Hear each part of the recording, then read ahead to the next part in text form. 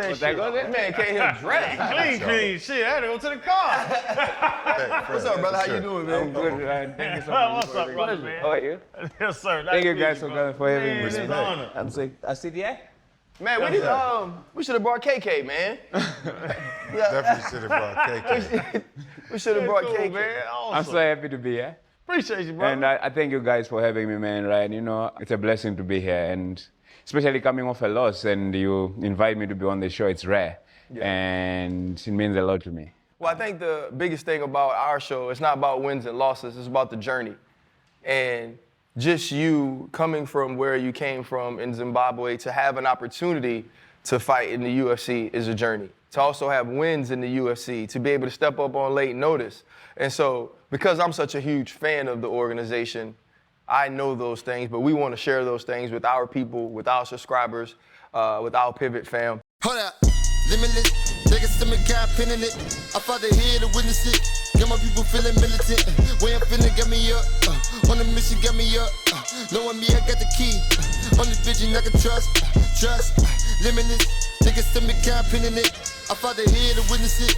Get my people feeling militant. This is Channing Crowder. This is Fred Taylor. I'm Ryan Clark. Thank you. Nice to have you guys. It's a blessing Welcome to be to here. the Pivot. We're here with Themba Gorimbo. The answer, by the way. You know, we tried to get another answer on recently, but he ain't answer. I know. So, what I want to do though is set the stage. You already talked about the loss to Vincente, and we'll get to that in a moment. But I want to take it back to Zimbabwe, to being a teenager, to some of the scars we've seen on your body on fight night. Tell me what happened that night in the diamond fields, in the night that truly could have changed your life. Yeah, so, you know, where I come from, it's like, it's a rural area in Zimbabwe, it's Bikita. And like 30 or 40 minutes away from there, that's where the diamond fields were discovered back in 2007-8. And I was in high school, and I had just finished my high school, and I had passed my high school, and I was supposed to go to another grade. But like, things weren't fine, you know, because I lost my parents when I was very young, and my cousin had promised me, because I had passed so good, and I thought I was gonna go to a better school, and my cousin had promised me to go to a better school, but financially he was not able to send me to that better school. And I just thought to myself, you know what, I don't wanna continue being at school. I would rather go to the diamond fields. I was 16 and I went to the diamond fields to dig illegal diamonds. And when I was there, I was lucky, and I was always getting the diamonds. And one night, you know, it was unfortunate that I got too complacent, and I thought I was with this policeman that, you know, in the diamond fields you have to work with the policeman if you want to get to the good areas. So I was working with this policeman, and I got complacent, and, you know, I was underneath on the ground, and me and my cousin were busy digging, and the bosses of this policeman came,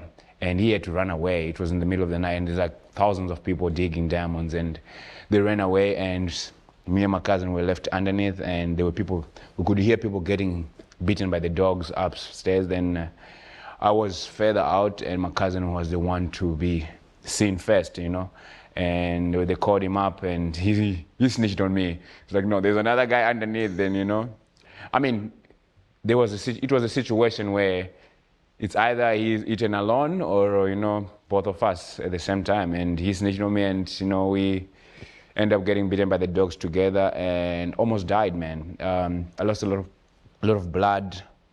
That day it was not a good day, but it was also a blessing in disguise if we look at it, because it taught me a lot of lessons, you know, that firstly, never to be complacent in any situation, whether it's good or bad, you know.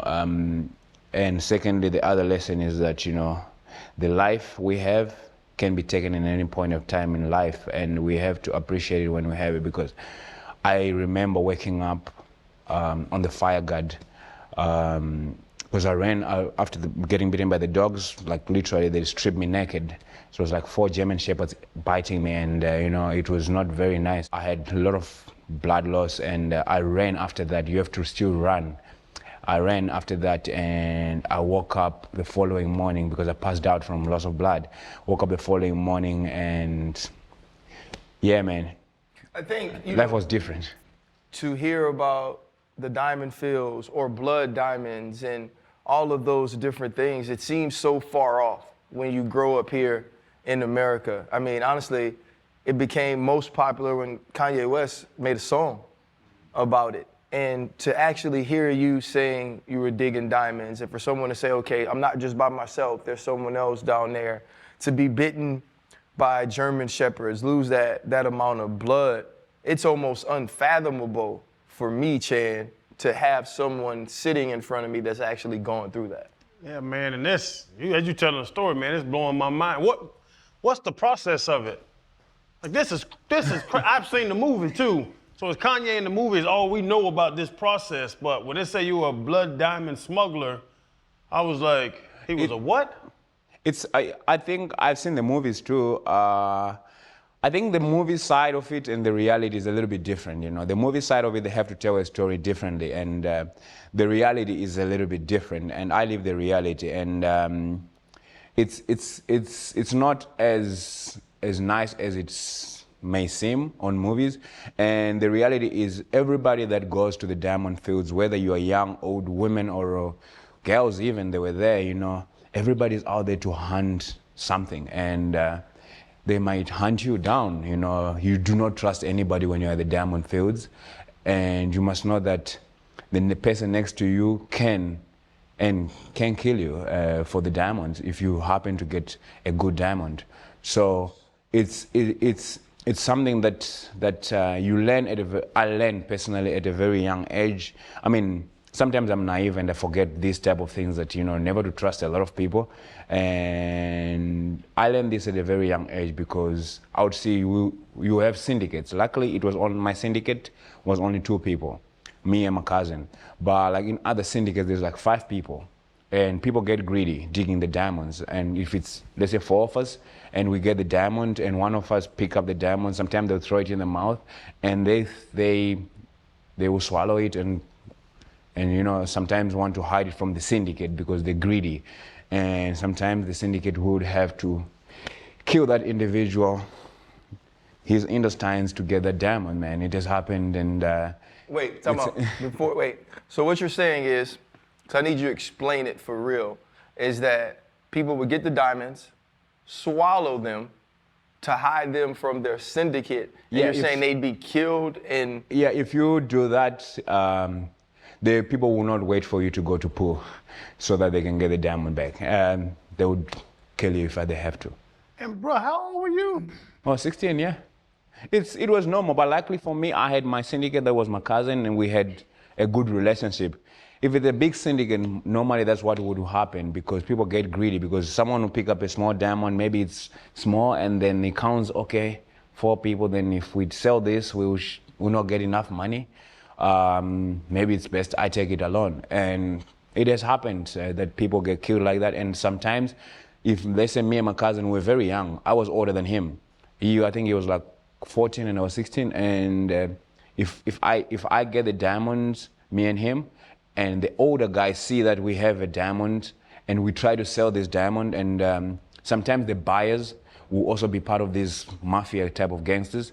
They will delay the sale. They will send you one buyer to another buyer so that the guys come, and if you are young, you don't have protection, you know, and they might come and try to kill you for that diamond to take it, or you sell it, and then like the biggest diamond I got was a 12-carat diamond. Unfortunately, it was a little bit dark on the side, so we didn't get a lot of money on it. But when we saw that diamond, straight away we had a tail on us, you know. We had to run for a long period of time, running away from these guys that we thought were on our side, but like they wanted to take the money from us, you know. And yeah. That's a whole lot of backstabbing. But you were a good student. You understood the risks associated with going in the mines. You got to deal with your snitching cousin, dogs. He wasn't that. I wouldn't put it that way because, you know, I mean, may his soul rest in peace now. You know, it's a sad thing that he passed away.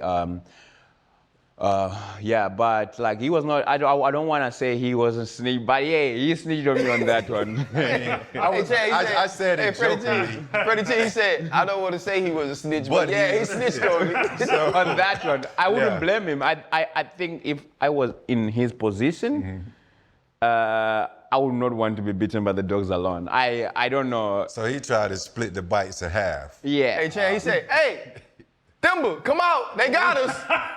Hey, we right here. I got in there too with some people. Yeah, I'm in the woods. They got mean, caught. They talking about they caught us. I said, no, they caught you.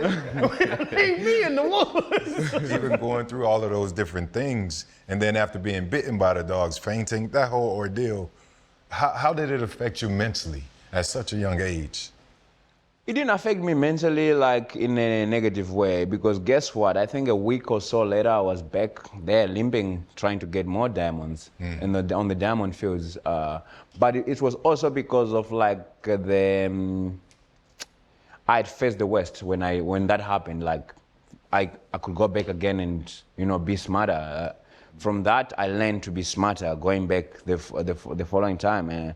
But unfortunately, when I went back, that's where they had the big operation on the diamond fields where the government brought in the army now, and there were helicopters, soldiers, and they had this big operation where they didn't want people to ever go there. So that was the most hectic part where you'd run, let's say for 5 kilometers running, being chased by the soldiers. And by the time you think you're taking a rest, and the new group of soldiers start chasing you. And yeah, that was the toughest one. I think that was the biggest and the toughest test because, you don't look at them. You just hear the guns shooting. And sometimes you don't know if it's real bullets or if they're shooting towards you or whatsoever. You have to keep running. And the hard thing is running away from something you can't see, and you just keep on running for kilometers and kilometers. And I think that was the biggest lesson from it. For understanding that life and death is involved, like how much could those diamonds fetch, or what was the most you've ever gotten from a diamond? So when we saw that 12-carat diamond, we got I think it was like around $6,000 and $6,000 and 21,000 rands. Right. The buyers would buy in dollars and rands, and then there were bearer checks. Okay. The bearer checks is the local Zimbabwean money. So I think I can't really remember, but it was back then we had the currency that was billions. So yeah, I have been once a billionaire in Zimbabwe dollars. So let's talk about, we're talking about money then. You get here, you broke as hell, you're in the UFC. Tell me how a post about having a little bit over $7 to your name allowed you to meet maybe the biggest megastar in the world who at one point only had $7 to his name as well. After I lost my UFC debut, I want to put it this way, I had nothing. Because I'm an overachiever and I try to do whatever it takes for me to win. And part of that was when I was back in Africa and leading up to my UFC debut, I had incurred a lot of debt in terms of like money. I didn't have money because I had a gym back in South Africa where I had these boys that I was looking after in my gym. They were staying in my gym. It was like 7 boys or so. They were staying in my gym, sleeping in the gym as well. And one day the landlord found out that they were staying in the gym, and he gave me a notice that if you don't get these guys out, you might as well pack your stuff and go. And I had to look for an apartment for them to stay, because I knew that if they go and stay in these locations, it's called locations, like a township, it might be dangerous for them. And I was the one that gave them hope that, hey, you can come to South Africa. Some of them were not from South Africa. You can come to South Africa and stay here, and I'll help you to get to that level that you want. So I rented this apartment, so I borrowed money for me to do that, because it was all of a sudden thing for me to do that. So I incurred a lot of debt leading up to my UFC debut, and I was paying for these guys' accommodation, paying for their food. Sometimes I would be generous if I have extra money, buy clothes for them and stuff like that. And when I got to my UFC debut, I wanted to make sure that I would succeed by any means necessary. So I flew in with a week before, and I booked a hotel, and I was with when you're starting, they fly you and your cornerman. So I wanted to fly with 3 of my coaches, my wrestling coach, my boxing coach, and my jiu-jitsu coach. So I paid for that stuff as well, in terms of like the UFC paid for that stuff, but they would deduct the money away from that as well. Like, and I lost my UFC debut, and when you arrive at the UFC, unfortunately, How much was your first check for that fight? I don't think we're allowed to disclose that, but like but it was a lot of, like, if you live in Africa, when on your UFC debut, like, and like, I believe in ending your way in life. And when you arrive in the UFC, it's normal. You are on a 10-to-10 contract or 12-12, right? Just depending on who you are. Sometimes guys who have got bigger name, they arrive at a bigger check. And you lose your debut, you get taxed 30%, and then you have to pay your manager, a percentage from that To your people. from the, yeah, so like 30% straight away from the government of United States, whatever, and then straight away you have to pay your manager the percentage of that. And let's say you have earned 10,000, you 30%, you are left with 7,000. Then 7,000, you pay your manager, you'll be left with some money, and then I had deductions again from the whole, from the flights and the extra accommodation that I had incurred. So I was left with nothing. I think the money I was left with from my debut, I'll be honest with you, I think it was 1,200 after paying all the things. And I was still in debt for the people that had borrowed me money back home, How do you get from that point where you have that to showing the world you only have like $7 and The Rock now comes into play? So I went back home, and my manager wanted me to stay here, but I knew that I had but he offered me to stay at his house in Las Vegas, and I said to him, I'll go and figure this out. Because I knew if I stayed here, I still had a gym in South Africa that I was running, and I still have these boys that I was trying to look after, and I said, let me go and figure it out. I went home and paid with the money that I was left with, paid the rent for the gym and paid the accommodation that I was still paying for these boys in my own place where I was staying and everything, And I spoke to one of my clients, and they put money together for me. They did like a small fundraiser, and they raised money for me. I was supposed to go to Germany to train, because I was like, if I train here, I'll fail. I have to go and train somewhere else where I can train with high caliber guys that are my weight and with coaches. And I wanted to go and train in Germany because I thought I could get the European visa quicker, and I was denied the visa for Europe. Then the next thing that was available for me it was 20,000 rands that they raised for me. And the next thing available for me was to come to America, because I already had the American visa, but I didn't want to come here because I knew it was more expensive for me to come here. And I paid 17,000 rands for the flight to come here, and I went to Miami, and I was training here, staying in the gym. I messaged the coaches here in Miami, and I said to them, can I come in there and train, and you can take a percentage from my next fight pace, And they said, agreed, we had an agreement that, okay, cool, but they said to me, there's no accommodation currently for you. I said, I can stay on the mats, I can sleep on the mats, I just want to come and change my life and train in a better environment and just go after this, And they said to me, okay, cool, come stay, and you can stay on the couch, whatever. Then I stayed on the couch, and I trained, and I didn't have money while I was training here. Friends that would send me small money here and there to help me to get to the fight. And when I got to the day where I had the $7, it was the day of the fight. I still remember it very well. A $7 day of a fight. Yeah, no. What happened is, Ryan, I had $87.49. What happened is I woke up at 3 a.m. on the day of the fight, sick with flu. My nose was blocked. Everything was like, damn, what now? Must I pull out of the fight? I can't. If I pull out of the fight, I'm going back home with the same situation that I came here with. Secondly, if I pull out of this fight, I'm coming off a loss, and the UFC has already invested to fly me here, to be here, and I said I'll fight. And you never know, you might be cut. you have to still go in and fight no matter what.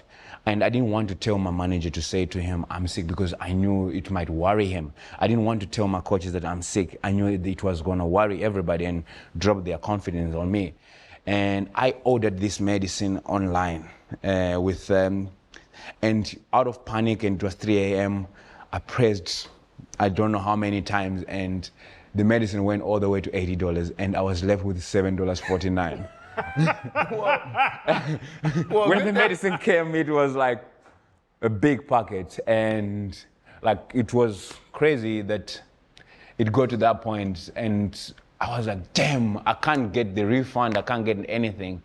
And I took the loss, and I was like, okay, cool, I'll screenshot this. Because you know what, I'm gonna go out there and win, and when I win, I'm gonna get a bonus. And I wanna post today that, look at me this morning. I was in this situation of $7.49, and I have just won a bonus. You know, like I wanted to put it as an inspiration for people. Like I think I live for more inspiring people than anything. And I wanted to put it as an inspiration for people that, hey, you can be down, but if you believe in yourself, I was this broke and I got sick, and I look at me now, I have a performance bonus. This is how my thought pattern went. And even I didn't have money for breakfast that day of the fight. My friend who I was with then, my teammate, bought for me the breakfast for me to eat that morning. You know, I hid away everything from my coaches, but they figured out that I was sick because my voice was gone. But you know, you're broke, you don't have anything to go back to. You running from German Shepherds, you getting shot at by armies. When the hell did you start fighting? Like, I think we skipped a big ass window in this story. Because why are you fighting? You was climbing through mines, and now you in the UFC. What was the mid ground of that part? Yeah, so like after the Diamonds, when they did the operation, I had the next available option that was for me to either go back to school or tell my cousin I want to go to South Africa.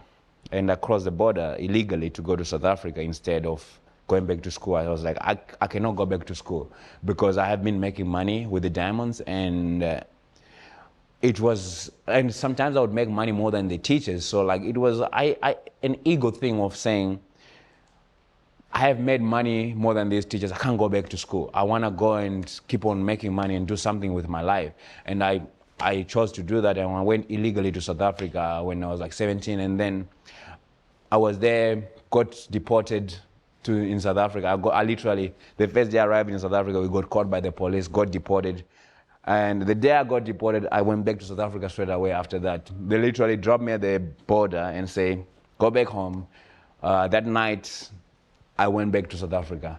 And the second time I succeeded, and I had these guys that held me hostage in the, like the guys that helped me to go back to South Africa the second time, because I had to pay them something, and unfortunately I didn't have enough money to pay them. They held me hostage in a room for 2 weeks, waiting for my cousins to pay, for them to release me to go to Cape Town where my cousins were. And unfortunately my cousin didn't pay, and these guys held me to a point where they were like, you are costing us more money to be here, feeding you every day, than the money so you can go.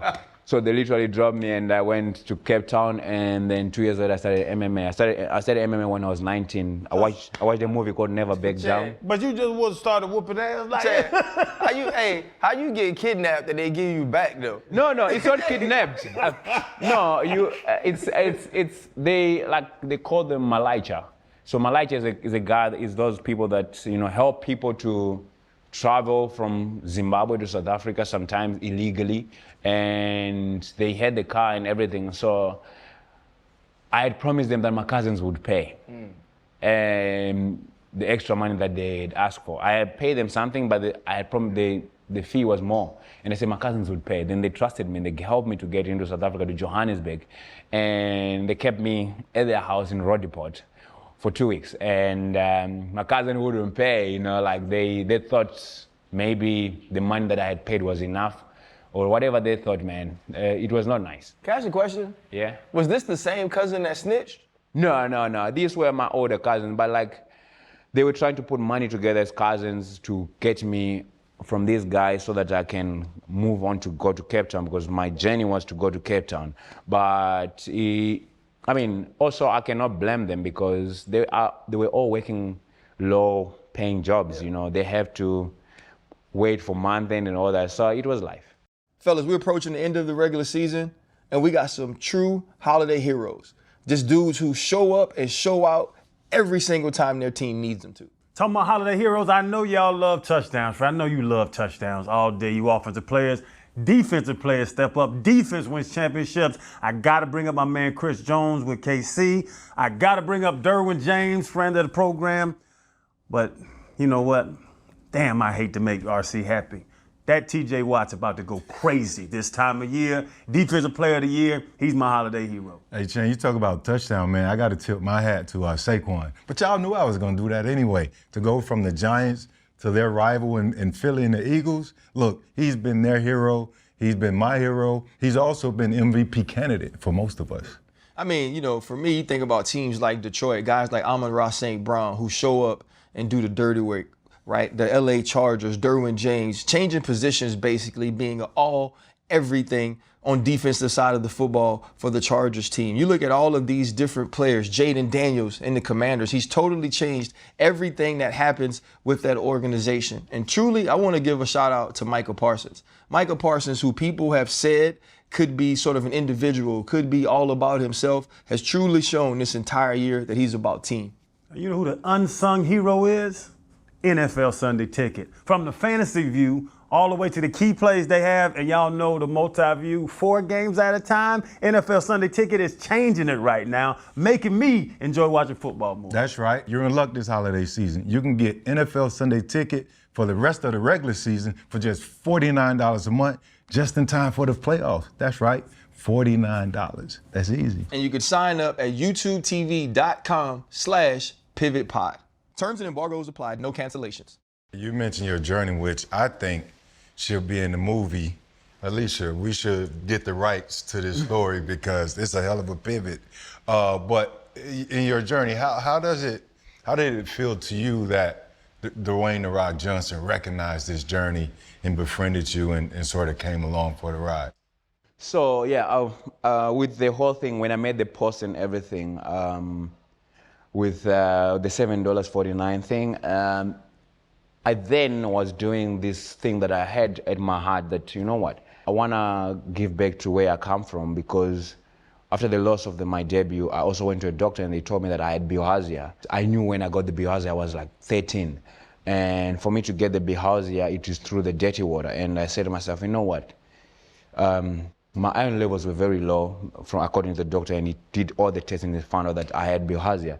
So I said to myself, you know what, I know this happened because of water that was dirty. I want to do something where I come from so that people can have clean water.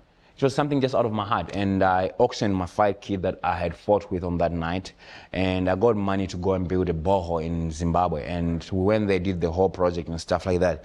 And the day that I literally finished doing this project, that's the day that Dwayne Johnson got in contact. For some reason, I don't know, but that day when I was about to go to bed, I was going to take a shower, whatever. I was at my friend's house in Zimbabwe, and literally I went to my Twitter, and one of the guys from the management told me, hey, check your Twitter. And I went to Twitter, and my Twitter was like blowing up, you know. And I realized it was Dwayne Johnson who had messaged me, you know, and posted about me, and it was crazy. I think, if I have to be honest, man, I think this was all God, man. Because what are the chances of me waking up with the flu on the day of my fight, having to press? I'm a stingy guy. I like to keep my money safe, you know.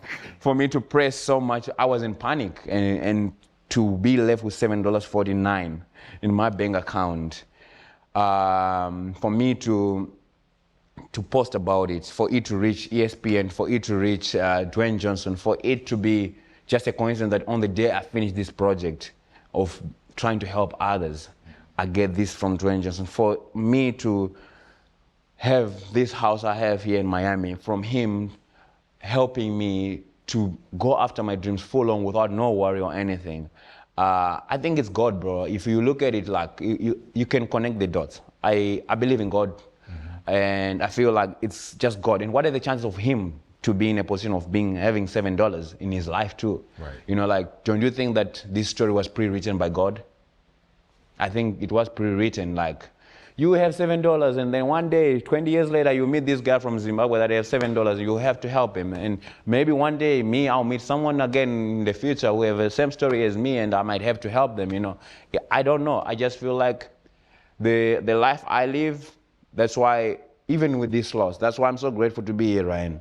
Even with this loss, bro, I know there's greater things to come. Like, I lost the fight. I didn't lose the journey.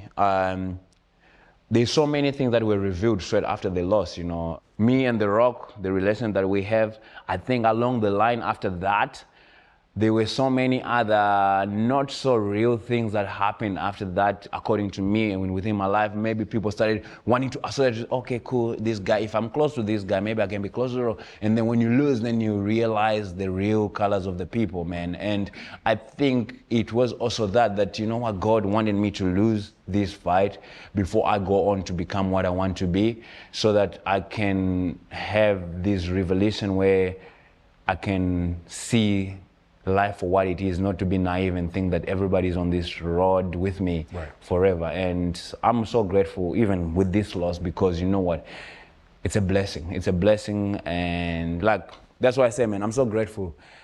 I don't know why you needed me. I want to see, can I play something? I think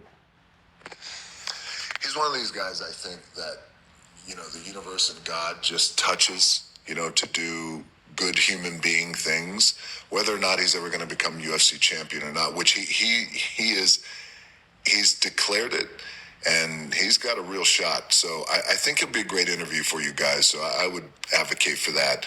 And also, I just found this out. He was orphaned at 13, and by 16, he was an illegal black diamond trader in Africa, and he almost died when the police dogs caught him.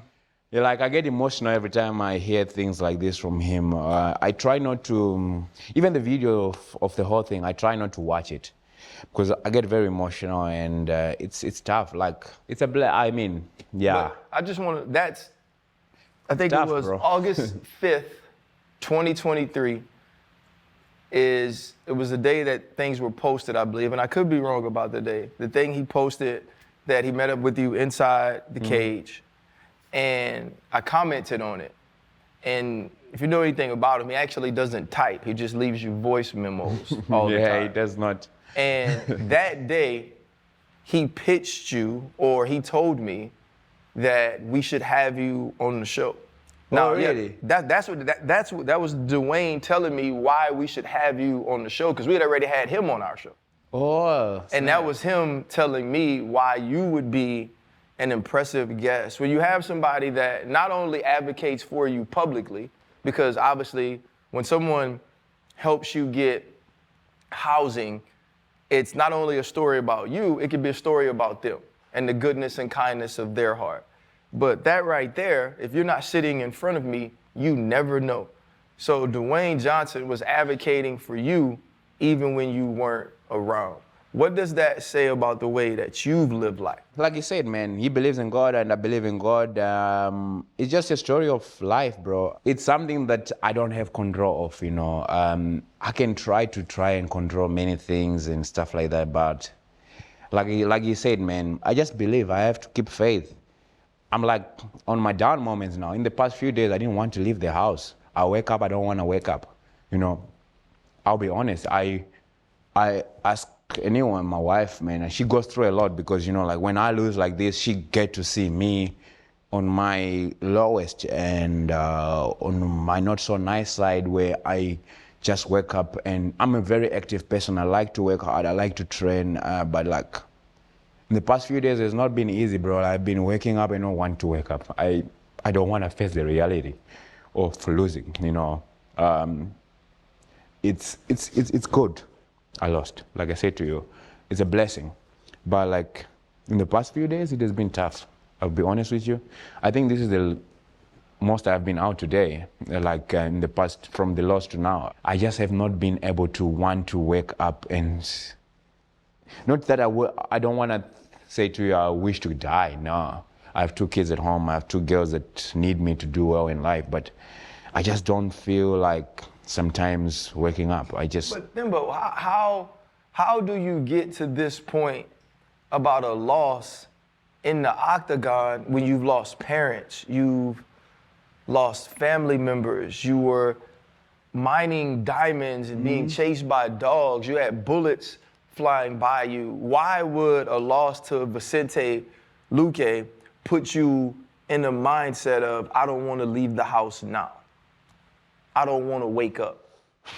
Because, Ryan, I had high hopes for myself. Waking up, bro, like if you look at my phone, like my profile picture, my wallpaper, this is my wallpaper, Ryan. This is Luque, that's me. Like, it's sad, but it is that, you see, that's my wallpaper. I literally had to put this, you see, like I put this on my phone. Why? Because never again. In my head, I don't want to ever be like this again. I hated waking up and having to have the referee tell me the fight is over and not knowing where I was. And then to realize that I was in T-Mobile and I had just lost my fight. It's more of the embarrassment. It's more of the embarrassment that makes me not want to wake up.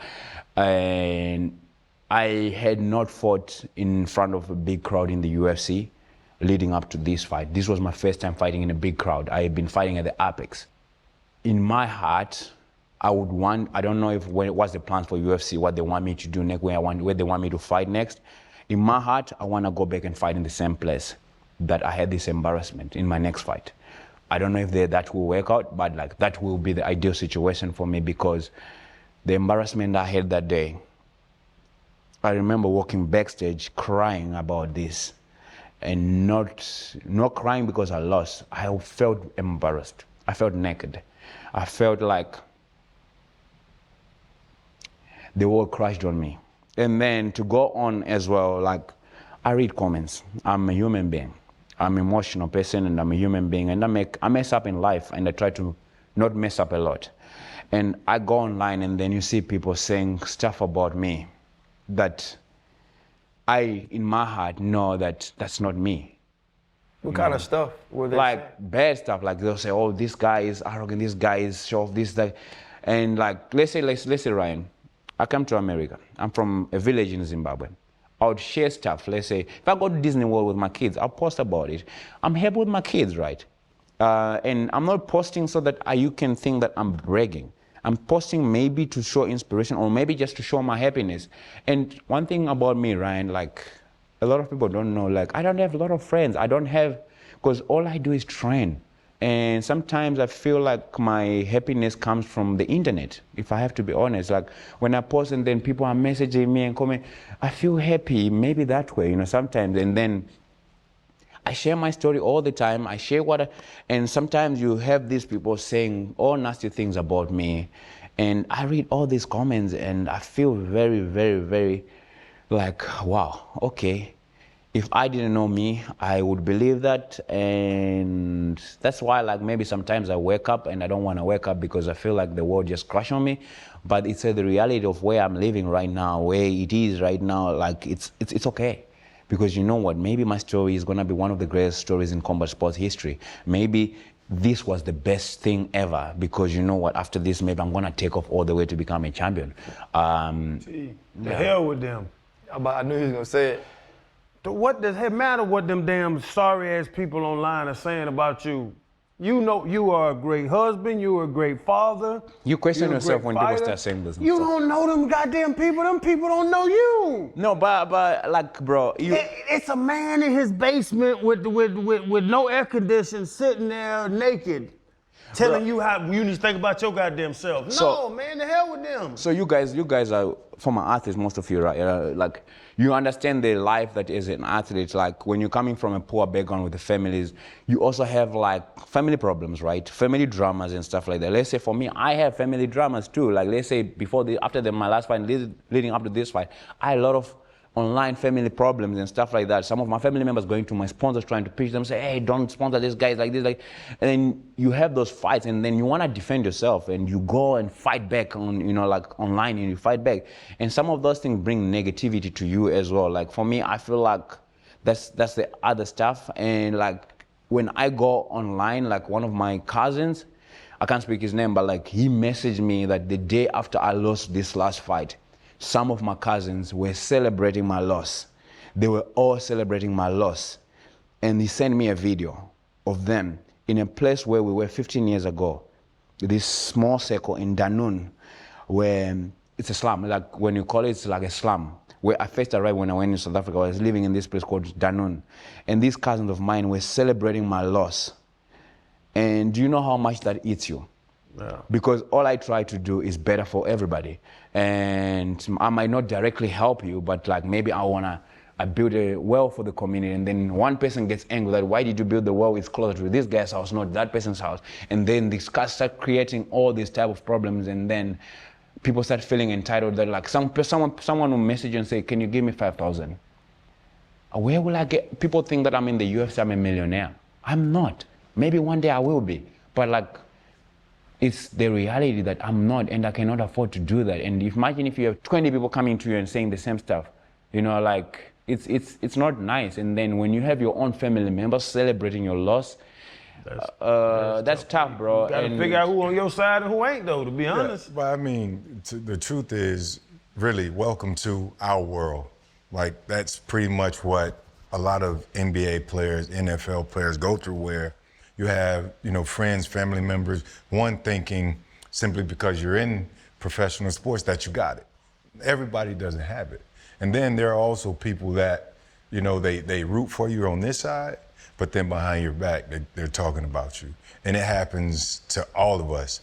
I think what you have to do is learn how to disconnect and understand that those people aren't necessarily good for you, or they're not good for your mental, obviously, because you keep peeking back in it. And that's not productive. It's going to be very counterproductive, and it'll take you that much longer to get to your goal.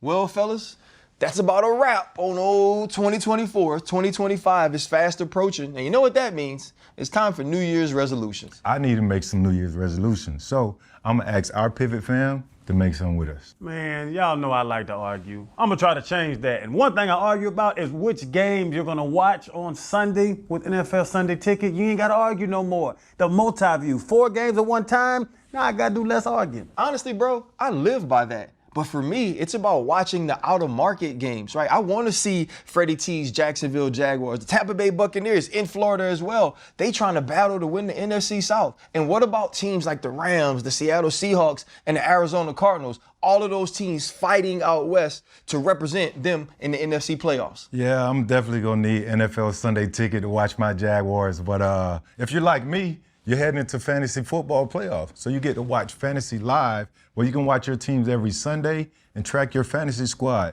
It's that simple. And to help you guys get started, NFL Sunday Ticket on YouTube TV has a deal for you. For just $49, you can catch the rest of the regular season. Do not wait. You cannot miss this opportunity. Y'all go sign up right now at youtube.com/pivotpod. Local and national games on YouTube TV. NFL Sunday Ticket for out-of-market games. Excludes digital-only games. Terms and embargoes apply. I saw an interview where you said after this last fight, a fighter's wish is that they can go back a day, right? And do it all over again, right? And that was inspiring for me. But if you go further back, as RC was saying, as Channing was saying, running from dogs, knowing it was life or death situation, but you made those sacrifices. You just got to go back in your head and say, I'm built for this. This is why I'm here. I've journeyed all the way through there to here to be in this position. A lot of your cousins want to be in your position. Yeah. They want to be in your position. You know what's funny? When I was on my way here, I was on a call with one of my old friends that me and him, when I started this, like, we were sharing a bed, sharing a room. and he saw me on my lowest when on my professional debut. I went and won that fight, but I dislocated my shoulder, and I went home, slept. We were sleeping at 3 a.m. I had to wake up and say to him, "Hey, bro, my shoulder is out. Can you put my shoulder back in?" And he put my shoulder back in. He was saying to me this morning when I was speaking to him. He's in London now, and he was speaking to me. He's like, "Themba, your cousins that are laughing at you, these ones that are laughing at you right now, they wish their biggest goal is to even go to stay in Parklands, which is like a next available suburb that is near there. And you are in Miami, you are in America, brother. You have, even if you stop fighting and you don't make it anymore, like this is what he said to me, you have already surpassed what people thought you would be." He said, where he used to work as a gardener at another school there in South Africa. He said to me when he was moving to London now, because his wife is a caregiver, and he luckily got a caregiver thing where he can go also and live with his wife in London. Then his bosses said to him, "You must be so happy because your dream came true to go to stay in London." And then he said to his boss, this is what he said to me, he said to his boss, "My dream was not to go to London. My dream was to go to Harare, the capital city of Zimbabwe. And it was not even part of my dream to be even in South Africa. It was not," and which is the truth of the matter. Like for me, growing up, I didn't know that I didn't know that I would ever be here. Like honestly, I didn't even, the first dream is to just go to Harare, which is the capital city of Zimbabwe. I mean, that's all we dream about. We grow up in the village, you make it, and you go and make it, and you get to Harare. I think that was the biggest dream, and I sometimes overlook my blessings because of all this negativity and stuff like that. But I think it all shall come to pass, and it all shall lead to a great story in combat sports history. I got a question, but in the same line of what you were saying, and I'm not going to ask a question, but in the same line of what you were saying, listening to you, and he does this extremely well. Listening to you, though, you was like, sometimes I get my happiness from sharing things with people and having them comment to me, right? So if you ride those highs, right, if you ride the adrenaline of people saying nice things about you and to you, you're just gonna have the inverse effect if the words are negative. Because what you've done is you've let them in on your life so much, and you've given them so much control that they now have control of your emotions. Like you're basically saying, "Hey, make me happy, make me happy." And then when they make you happy, you feel that. And when it's not that, you have that exact same reaction to the negativity. What I would think is, bro, like, look at your life.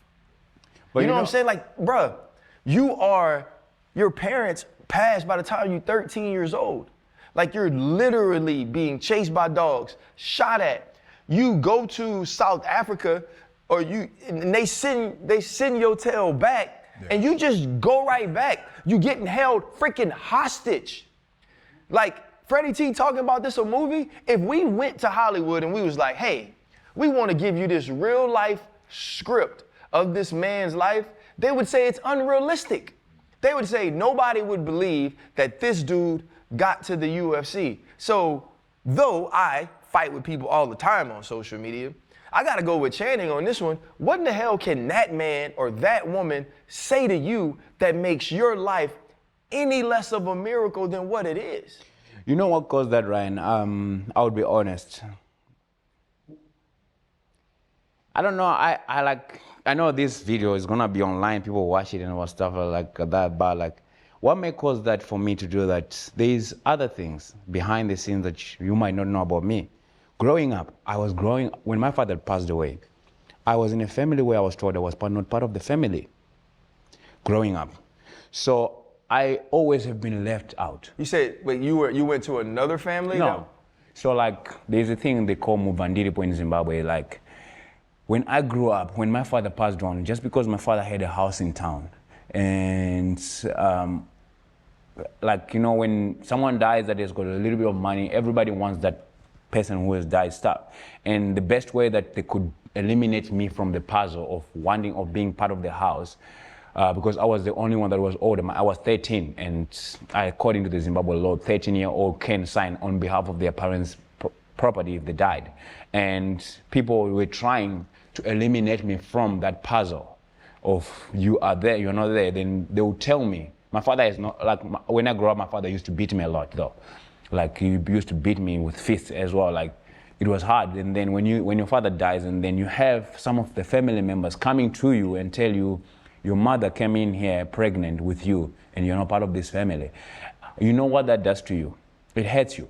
And you feel left out all the time. And sometimes I go online to seek these things, to seek family, because I constantly get reminded that, like, I go back memory line in life and think, yeah, you know, maybe I'm not part of the family, you know. So, like, it's a very, very sad journey that I have been on personally, and I have had to overcome all these things to get here. And sometimes I seek validation from the world. I seek happiness from the world. Why? Because maybe I grew up not happy. I was not in a happy place when I was growing up. I love to say this, I'm not a fighter. I'm a competitor. I love winning. That's what I do. I love winning. I don't love fighting. Nah, I'll be lying to you. I love winning, and fighting is the only sport that I know I'm good at and that I can win it and become whatever I want. And that's why I do fighting. And maybe the reason why I fight is my outlet for all these things that have happened to me leading up to this point in my life. Do you get what I'm saying? In the history of the UFC, and I think this could be part of the embarrassment, 52 seconds is the quickest amount of time to a win by anaconda choke. But you didn't tap, though. I would have to think they teach you when you're supposed to tap. Why did you know, even though I know you can feel that you're about to go out, why wouldn't you tap to save yourself that pain, or to save yourself having to be awakened and told that the fight was over so you could just fight another day? Maybe I had no option. Maybe I didn't want to be embarrassed to tap. It's more embarrassing. Like you have no option. You are like, do you think I was gonna forgive myself if I tapped? I can ask if you I'm that. hard on myself. Would you have forgiven yourself if you tap? No, like, check. If I am so hard on myself that I went to sleep, right? Will you think that if I tap, I was gonna forgive myself? No. I'm my biggest critic. I criticize myself even when I win. Maybe this also is part of it. It's part of it that I must be appreciative of my wins. Even when I win, like in a boring fight, I get to criticize myself. I'm like, you know, maybe God is humbling me and telling me you should be grateful for anything that I give you. It's a blessing to be here. Like, that's why I maybe I didn't want to tap. Maybe I had no option than to just try and get out, because I was gonna criticize myself if I tapped. And, you know, I also, that morning I told my daughter that, you know what, I'll show you how to be a champion, and I'm gonna show you what a champion is like when I was going to the fight. And guess what? I went to sleep, man. And my wife, my daughter, and my kids were watching, and it was sad. But it's life, brother. Man, this year we got some underdogs, fellas. The ultimate holiday underdog. I gotta go. Y'all see I got my Bucks hat on. With NFL Sunday Ticket on YouTube TV, I get to watch my man Baker Mayfield.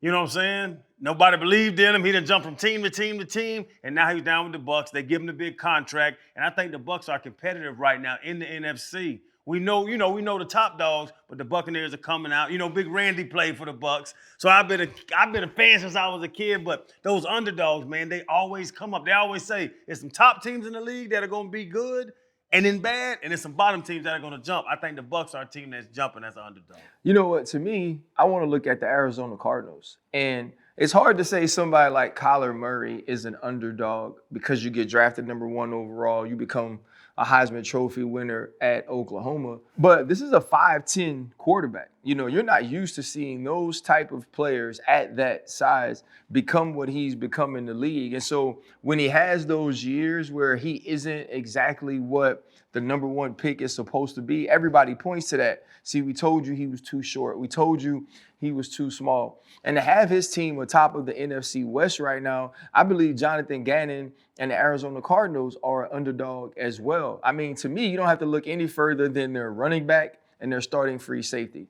James Conner, someone that had to battle through cancer at the University of Pittsburgh. He's picked by the hometown team. Now you're with the Arizona Cardinals, the physical run game that he plays with. And then Budda Baker on the other side of the ball. The way that he plays this game, the sort of tenacity that he plays with, being an undersized safety, but also being one of the best in the league, I believe that entire team symbolizes what an underdog is, and the way that they're playing right now is amazing. But if I don't have NFL Sunday Ticket on YouTube TV, I don't get to see Arizona. If I'm at home in Louisiana, if I'm in South Bend visiting Jordan, or if I'm traveling to wherever the Monday Night Football game is. And so it's been really cool to watch their journey throughout this season. Yeah, I think for me, man, I can think of two teams when we talk about underdogs.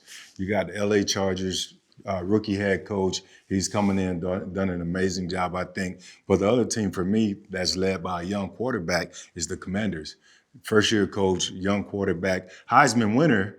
But when we talk about underdog, you might not think he is one because of the potential. You expect him to come in and do well. But here's a team that had the number 2 pick a year ago. They went out, they took a chance on him. He has them balling. I like what they're doing, and I think in terms of underdogs as a whole, that's been the most surprising team for me this year. I don't know if they're underdogs, but they play like underdogs. Guys that we play with, D'Amico Ryans and Dan Campbell, they have an underdog mentality as the top dog. So I can't watch. They're my friends. They're our friends. With NFL Sunday Ticket on YouTube TV, I get to watch my friends coach these teams with the Detroit Lions might be the favorite to win the Super Bowl right now. We also can't forget Minnesota. And not that Minnesota was a bad football team in previous years, but they played without a quarterback last year. You draft J.J. McCarthy expecting him to start, and he gets hurt. And now Sam Darnold, who's had a below average NFL career, people were making fun of him at one time, is now playing like a Pro Bowl caliber quarterback. They're at the top of the NFC North. It just says what Kevin O'Connell is doing as a head coach. And so I think when you talk about underdogs and some of these markets, right, the Arizonas are not on TV every Sunday, the main game, the big game. So you need YouTube TV and NFL Sunday Ticket. Minnesota wasn't supposed to be in prime time and the big game every week. So you need NFL Sunday Ticket and YouTube TV. Sign up right now and get it for $49 at youtube.com/pivottpod. Do you enjoy anything? You got hobbies? It seems like you put so much damn pressure on yourself for I win, or I ain't do the shit right. I lose, or I ain't do nothing right. Like, do you go fishing? I don't do anything, bro, except like training and sleeping. That's all I do. Like, and my hobby is taking my daughter to tennis and your family, your daughter, your wife. Yeah. That's your joy. Yeah. I take her to tennis, and I'm hard on her too. I want her to do well at tennis, so I have a private coach for her to do tennis. I think that's my hobby, personally. Right now, it's my hobby. Like, I drive all the way from Miami Lakes to Boca Raton for her to have this best training for tennis, private, sometimes. So I think that's my hobby. In all of this, really, you just got to find perspective. And looking for solace online, that ain't the place. Yeah, man. Your hobby, your heart is at home. You train, you back home. You take your daughter, you're back home. You sleep, you're home. Like, that's where you should look, your wife and your kids. I think that'll be the quickest way to get back on the road to trying to win a championship. You got to learn to disconnect. That's it. Like, our mantra here is accept, adjust, and move forward. That's what we say at the Pivot, and that's the message that we always try to give back to people that watch the show. And that would be my message or thoughts to you. You got to accept what happened. You decided to go out the way you wanted to go out. You didn't tap. Because you got a heart of a lion, a heart of a champ. I don't think I had an option. But you did have options. You're trained for it. You had options. This is the way you wanted it. But now you accept it, you adjust. What do you do going forward, right? You have to figure that part out. But you got to find perspective and say, this is what I'm content with, and I got to get back on this road. That's the only way. We lost a lot of games. Yeah. He lost the Super Bowl and had to go back and do it again. We just losers. We never got a chance to play in the Super Bowl. But we just keep going. Losers. I'm just messing around, but you got to find a way to keep going. No, but to the point that RC made, I was trying to think about who said it. It was Coach Prime, Deion Sanders. He said, if your praise can get me this high, your criticism can get me this low. Why would I worry about either side of that? Let me just be happy with myself and doing what I self. I don't need to be online because you're going to tell me, oh, you're great, and now I get all excited. But then if you tell me, oh, you ain't worth a damn, I can't get down here because of you. And that's the thing, too. Talking to him, that was right along with what I think about. Man, I look online, I don't give a damn what them people think. Man, meet me at Walmart. I didn't invite him to Walmart. Oh, you ain't worth a damn. They want to cuss me out. He probably think you talking about go shopping, Chan. Oh, no. I tell them, meet me in the parking lot of Walmart. If you want to call me names, you need to call me names in my face. Guess how many times people met me at Walmart? 0. Because they want to sit online and talk bad to you, but they don't really want that. They don't want you. They don't want to be around you, but they want to sit and talk nasty to you because they got their little hand. Yeah, meet me at the Walmart, see what happened. Nobody's ever showed up. Did you really watch Never Back Down? Yeah, I You watched Wanna the Fight? movie. Yes. That's a terrible movie. Why? You think that movie's good? It got me into MMA, and it got a lot of people into MMA. What was his name? Jake? Yeah, Digimon too, the guy from Senegal. Yeah, I like him. Yeah. He said, give us free. Like, I like him. No, it was a good movie. How did Never Back Down get you into fighting? Because I watched the movie and I didn't know fighting was actually a sport. Like that you could actually have a sport called fighting, and then I realized that, okay, this is a sport, and then I found out about MMA and I started doing MMA from that, It was, it was a blessing to have watched that movie, because you know what? Like, if I didn't watch that movie, I'd probably not be here. Probably still be doing gardening in South Africa, working as a security guard, a painter, That's what my jobs. And man, it's a blessing that I watched that movie. What has been your biggest pivot? What's the moment in life for you that if it doesn't happen, you aren't sitting here with us getting an opportunity to tell everyone your story? If I didn't get on that plane, that you're from Louisiana. I am. If I didn't get on that plane, paid for my own flight tickets to go and fight in Fury FC in Louisiana, I would not be in the UFC. Wow. Yeah, I paid for my own flights to go and fight, for me and my coach, to go and fight in Louisiana, and I got paid $4,300, and I spent like nearly to $9,000 to get here. And luckily, those days, I had a friend that we're doing some work with, and I had that type of money to go and train and to go and fight in Louisiana. If I didn't get on that plane to go and fight in Louisiana, I would not have been in the UFC, because you know what happened? I won that fight. Then I flew from there to go watch UFC 278. Adesanya versus Connor. And at that fight night, that's when I got signed to the UFC at the after party. I got signed to the UFC at the after party because I went to the fight, and then at the after party, I met the matchmaker. Sean Shelby? Sean Shelby. And funny enough, he was sitting there with my manager and everybody, and he got too drunk. He's my boss, sorry, but I'm gonna tell the story like it is, He got too drunk. I think people left him by himself with him and his girlfriend, wife, whatever. And I looked down, I looked up, and I said to myself, Themba, if you don't go right now and talk to Sean Shelby, you will regret this for the rest of your life, or you're gonna mess it up. And I chose to go and talk to him. And I went to him and I said, hey, Sean, how are you? I'm Themba. And he knew already, he's like, oh, you're Themba, right? Because they were already pre-requests for me to get signed to the UFC when I was still in Africa and all that. Then he asked me, he's like, do you live in Vegas now? And I said, no, I came here to watch the fight. Corey Sandhagen gave me a ticket, and I came here to just watch the fight. And he's like, and I was fighting in Louisiana. And he said, how did your fight go? And I said, I won. He's like, okay, cool, can you fight next month?